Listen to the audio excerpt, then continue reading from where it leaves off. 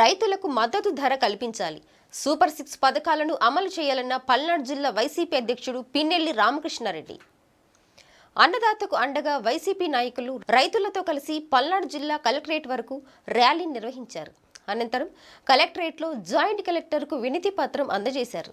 ఈ వినతి పత్రం అందజేసిన వారిలో పల్నాడు జిల్లా వైసీపీ అధ్యక్షుడు పిన్నెల్లి రామకృష్ణారెడ్డి, అదేవిధంగా మాజీ మంత్రి విడుదల రజని, మాజీ ఎమ్మెల్యేలు కాసు మహేష్ రెడ్డి, బొల్లా బ్రహ్మనాయుడు, నంబూరు శంకర్రావు పాల్గొన్నారు.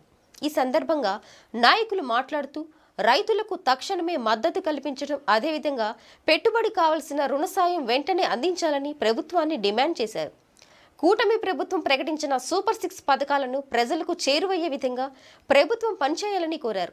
లేని పక్షంలో రాష్ట్ర వ్యాప్తంగా ప్రజల పక్షాన పోరాటం చేసేందుకు వైసీపీ సిద్ధమవుతుందన్నారు. రైతుల విషయంలో మీరిచ్చిన మాటని మీరు నిద్ర మేల్కొని మీరు వారికి అండగా ఉండవలసిందిగా మేము కోరుతా ఉన్నాము.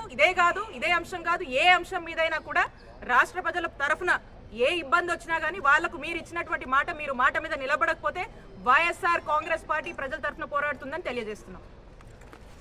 9,000 నుంచి 12,000 రూపాయలు. సో ఈ విధంగా రేట్లు పడిపోతున్నా ప్రభుత్వం ఏం పట్టించుకోకుండా గిట్టుబాటు ధర నష్టం వచ్చినా రైతును ఆదుకోవాలని పరిస్థితి. ఇవాళ జిల్లాకు ఒక ఎయిర్పోర్ట్ ఏర్పాటు చేస్తాం. ఎట్లా ఉందంటే తినడానికి తిండి లేదు కానీ మీసాలకు సంపంగి నూనె కావాలని చంద్రబాబు నాయుడు ఎయిర్పోర్ట్లు ఉపయోగించే వాళ్ళు ఎంతమంది ఉంటారండి ఒక్కొక్క నియోజకవర్గంలో? ఈరోజు ఎయిర్పోర్ట్లు పెట్టి పెడతాను అంటున్నాడు కానీ రైతులను ఆదుకునే పరిస్థితి లేదు.